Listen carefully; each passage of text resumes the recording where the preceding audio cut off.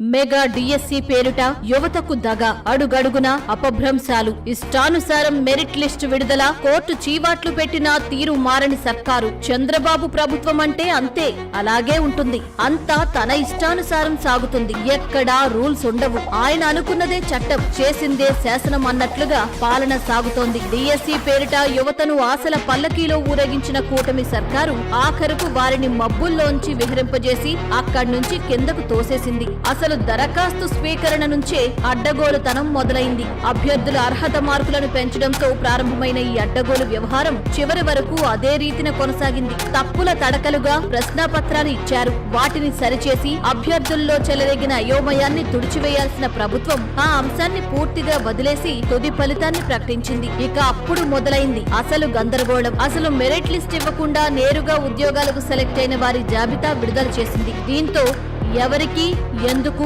ఏ ప్రాతిపదికన ఉద్యోగం వచ్చిందో అర్థం కాని పరిస్థితి.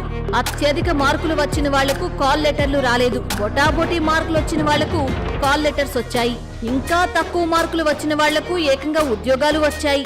ఈ స్థాయి అయోమయం ఎన్నడూ చూడని అభ్యర్థులు ఏకంగా కోర్టుకు వెళ్లారు. మెరిట్ ప్రాతిపదికన కాకుండా బొమ్మ బొరుసు ఆటలో మాదిరిగా పోస్టింగ్లు వేశారంటూ కోర్టులో పిటిషన్ వేశారు. దీంతో ఈ అంశాన్ని క్షుణ్ణంగా పరిశీలించిన కోర్టు మొత్తం డిఎస్సి వ్యవహారం మీద కోర్టు దృష్టి సారించి టీచర్ల నియామక ప్రక్రియ మీద అసంతృప్తి వ్యక్తం చేస్తూ ప్రభుత్వానికి చీవాట్లు పెట్టింది. మెరిట్ ఆధారంగా పోస్టింగ్స్ ఇవ్వకుండా దరఖాస్తు సమయంలో వారు పెట్టుకున్న ఆప్షన్స్ ప్రాతిపదికన ఎలా రిక్రూట్ చేస్తారు, ఇదెక్కడ విడ్డూరం అంటూ విస్మయం వ్యక్తం చేసింది. మంచి మెరిట్ సాధించిన వాళ్లకు తక్కువ స్థాయి పోస్ట్ ఎలా ఇస్తారు, అభ్యర్థుల జీవితాలకు సంబంధించిన అంశంలో ప్రమాణాలు గాలికొదిలేస్తే ఎలా అంటూ ప్రభుత్వాన్ని నిలదీసింది. ఇదే అంశంలో ఇంతకు ముందు సింగిల్ జడ్జి ఇచ్చిన తీర్పును సమర్థిస్తూ మెరిట్ ఆధారంగా నియామకాలు చేపట్టాలని ప్రభుత్వాన్ని ఆదేశించింది. దీంతో ప్రభుత్వం ఇంతవరకు తమకు నచ్చినట్లు చేస్తూ వెళ్లిన ప్రక్రియ అంతా తప్పిదమని తేలింది.